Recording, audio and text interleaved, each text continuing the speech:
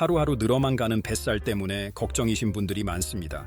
이렇게 뱃살이 생기는 원인은 바로 우리 몸속에 쌓이는 내장지방 때문인데요. 몸속에 차곡차곡 쌓인 내장지방으로 인해 늘어난 뱃살은 육안으로 보기에 예뻐 보이지도 않고 우리의 건강까지 위협하게 되죠. 그래서 뱃살의 원인이 되는 이 내장지방은 각종 혈관 질환을 부르는 시한폭탄이라고 해도 과언이 아닙니다. 실제로 내장지방이 지속적으로 축적될 경우 당뇨병, 고혈압, 고지혈증, 지방간 등 관련 질병의 발병률이 최대 30배가량 증가하게 됩니다. 그래서 식습관이나 생활습관에 변화를 줘서 내장지방이 쌓이지 않도록 주기적인 관리가 필요합니다. 이렇게 내장지방에 대한 심각성을 느끼고 지긋지긋한 뱃살을 없애보기로 마음을 먹고 운동도 시작해보고 다이어트 식단까지 도전해봤지만 육안으로 변화도 없고 오히려 뱃살이 더욱 늘어나는 분들이 많습니다. 그래서 오늘은 실패 없이 누구나 가능한 내장지방 제대로 없애는 법을 알려드리겠습니다. 알려드린 대로 2주만 꾸준히 해보시면 확실한 차이를 느끼실 수 있으실 겁니다. 우선 내장지방을 효율적으로 없애기 위해선 내장지방과 피하지방의 차이를 아셔야 합니다. 피하지방은 피부 아래에 쌓이는 지방을 말하고 내장지방은 복강 내의 내장 주변에 존재하는 지방으로 내장 사이를 연결하고 있는 막들에 쌓이는 지방을 내장지방이라고 합니다. 쉽게 말해서 의자에 앉았을 때 손으로 말랑말랑하게 잡히는 살들이 피하지방인 것이고 복부 안쪽에 단단하게 자리 잡은 살들이 내장지방인 것입니다.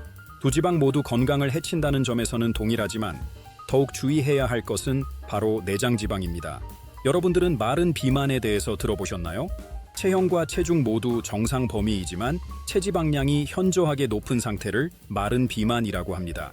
이 마른 비만을 만든 원인 또한 내장지방인 것이죠.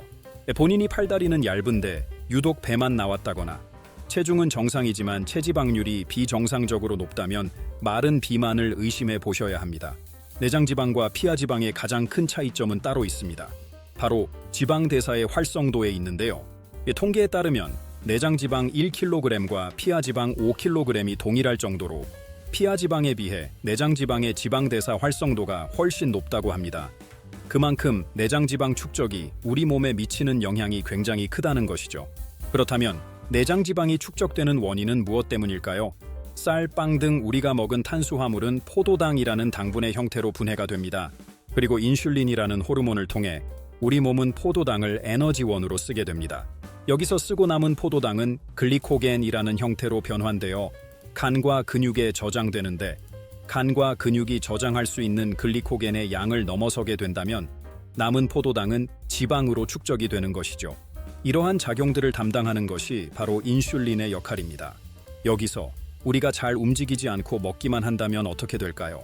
쓰는 에너지량은 줄어들고 축적되는 잉여 에너지는 많아져서 포도당이 지방으로 전환되는 비율이 늘어나 내장지방이 축적되는 것입니다. 내장지방의 가장 무서운 점은 인슐린 저항성을 유발한다는 것인데요.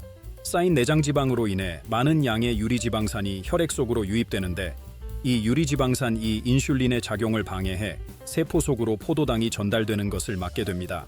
전달되지 못한 포도당은 혈액 속에 넘치게 되고 혈당이 높아져 당뇨병과 같은 대사질환의 원인이 되는 것입니다.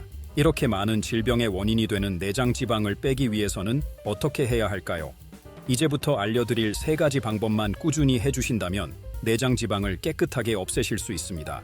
만약 본인이 30대 이상의 연령이신 경우에는 더욱 철저하게 지켜주시는 것이 좋습니다. 중년의 경우 나이가 들면서 근육량과 각종 호르몬이 감소하게 됩니다. 그래서 움직이지 않고도 소모되는 에너지량 또한 줄어들게 됩니다. 즉 기초대사량 자체가 줄어들게 되는 것이죠. 어렸을 땐 아무리 먹어도 살이 안 찌셨던 분들이 나이가 들고 나서는 쉽게 체중이 늘어나는 이유도 이러한 경우입니다. 그럼 본론으로 돌아가서 내장지방 깨끗이 없애는 방법 첫 번째는 정제 탄수화물을 끊는 것입니다. 정제 탄수화물은 쉽게 말해 먹기 편하도록 가공된 상태의 탄수화물을 말하는데요.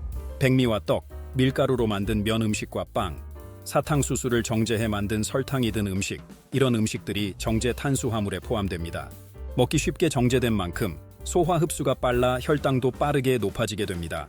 그래서 이런 정제 탄수화물은 줄이고 정제 과정을 덜 거친 비정제 탄수화물을 드시는 것이 좋습니다. 한국인 분들의 경우 흰쌀밥을 주식으로 하기 때문에 흰쌀밥을 잡곡밥이나 현미밥으로만 바꿔주셔도 소화 흡수가 천천히 이루어지고 포만감도 높아지게 됩니다. 내장 지방을 조금 더 확실하게 없애고 싶다면 섭취하는 탄수화물 양 자체를 줄이시는 것도 매우 큰 도움이 되는데요. 섭취하는 탄수화물 양이 줄어들면 지방을 에너지원으로 사용하는 비중이 높아지게 되기 때문에 만약 밥 한 그릇을 드셨다면 딱 3숟갈만 덜어서 드시는 것도 굉장히 좋은 방법입니다. 두 번째 방법은 올바른 순서로 식사하기입니다. 올바른 순서는 식이섬유, 단백질, 탄수화물 순서로 섭취하는 것입니다. 사소한 방법일 수 있지만 먹는 순서 하나만 바꾸셔도 매우 큰 효과가 있습니다. 대부분의 사람들은 밥 한 숟갈 먹고 반찬을 먹는 순서로 식사를 하시는데 이렇게 탄수화물을 먼저 먹는 습관은 혈당을 빠르게 상승시키는 원인이 될 수 있습니다. 그래서 당지수가 낮은 식이섬유부터 단백질, 탄수화물 순으로 드시는 것이 좋습니다. 이러한 순서로 식사를 하게 되면 혈당을 천천히 올릴 뿐만 아니라 소화 흡수도 천천히 이루어지고 같은 양을 먹더라도 포만감을 느끼게 됩니다. 각 영양소의 추천 음식도 함께 알려드리겠습니다. 내장지방 없애는 세 번째 방법은 적절한 근력 운동과 유산소 운동하기입니다. 다이어트나 뱃살을 빼려고 하시는 분들 중에서 식단 조절은 하시지만 운동은 안 하시는 분들이 굉장히 많습니다. 하지만 식단을 지켜주시는 만큼 운동을 하는 것도 매우 중요합니다. 식단 조절을 하면 필연적으로 평소보다 조금 덜 먹게 되는데 이때 기초 대사량도 함께 줄어들게 됩니다. 그래서 적어도 줄어든 기초 대사량만큼은 운동을 해주셔야 내장 지방을 확실히 빼실 수 있습니다. 하루에 한 번 정도는 식사 후에 30분 이상 걷는 것이 좋고 주 2회에서 3회는 계단 걷기, 숨이 가쁠 정도의 달리기를 해서 하체 근력을 적극적으로 사용해 주시는 것이 좋습니다. 운동이 지루하게 느껴지신다면 노래를 틀어놓고 하는 줌바 댄스나 스피닝 운동을 하는 것도 꾸준히 운동을 할 수 있는 방법입니다. 오늘은 내장 지방이 쌓이는 원인과 내장 지방을 없애는 방법에 대해서 알려드렸습니다. 다시 한번 정리해보면 비정제 탄수화물 먹기, 올바른 순서로 식사하기, 적절한 근력 운동과 유산소 운동하기입니다. 내장 지방 빼는 방법이 쉽다고 생각하셨다면 맞습니다. 방법이 쉬운 만큼 내장 지방도 생각보다 쉽게 빠집니다. 그러니 이 방법대로 딱 2주만 꾸준히 해보세요. 내장 지방 정말 빠르게 빼실 수 있습니다. 오늘 영상이 도움이 되셨다면 좋아요와 구독 눌러주시고 앞으로도 유익한 건강 이야기를 들려드리도록 하겠습니다. 오늘도 행복한 하루 되세요.